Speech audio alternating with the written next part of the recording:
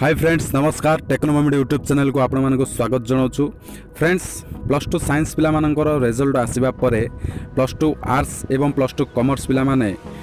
टिके टेंशन रे थिले जे आम मानकर रिजल्ट केबे आसीबो से मानकर रिजल्ट आसीगला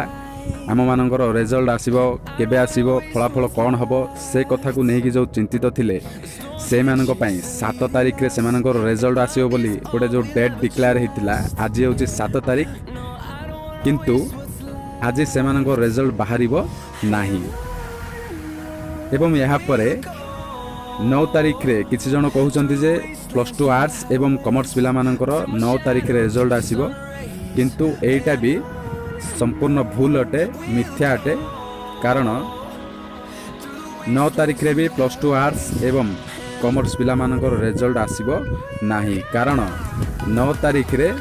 रविवार पड़ुची संडे पड़ुची से रिजल्ट 10 तारिख रे आसीबो एवं